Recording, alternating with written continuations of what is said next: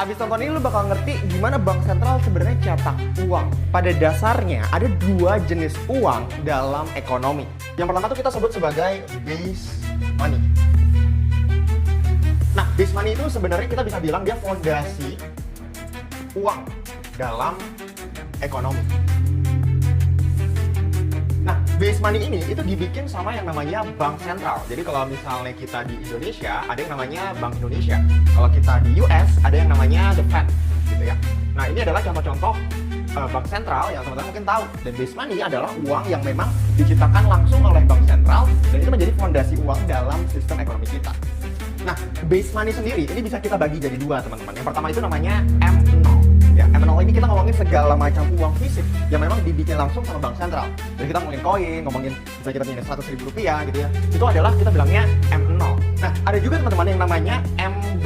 Nah, ini teman-teman ngikutin dulu aja ya. Nah, MB ini kita bisa bilang segala jenis uang yang memang menjadi saldonya bank komersial, atau kita ngomongin bank-bank swasta, bank-bank negara gitu ya. Dimana mereka simpen duit itu di dalam bank sentralnya. Jadi ibaratnya simpenan bank komersial gitu ya ke dalam bank sentral. Nah, ini kita sebutnya sebagai MB. Tapi ini nggak usah teman-teman terlalu pusingin dulu. Yang kedua, kita sebutnya itu sebagai broad money. Ya, broad money ini adalah uang yang memang kita pakai dalam kegiatan sehari-hari. Nah, apa aja sih contoh broad money? Kalau kita ngomongin uang yang kita pakai dalam sehari-hari itu ada namanya M1, M2, dan M3. Nah, M1 ini sebenarnya pada esensinya adalah M0 ya, ditambah apa? Ditambah uang-uang dari rekening giro.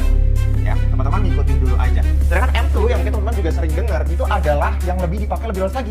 Itu ibaratnya M1 ditambah uang deposito gitu ya, uang rekening gitu ya. Ini dimasuk ke dalam M2. Nah, itu kita masuk lagi ke M3. M3 itu basically M2 ditambah dengan hal-hal yang lain seperti contohnya kita ngomongin RDPU ya, reksadana pasar uang, itu termasuk dari M3. Jadi pada dasarnya M3 ya cakupannya lebih luas daripada M2.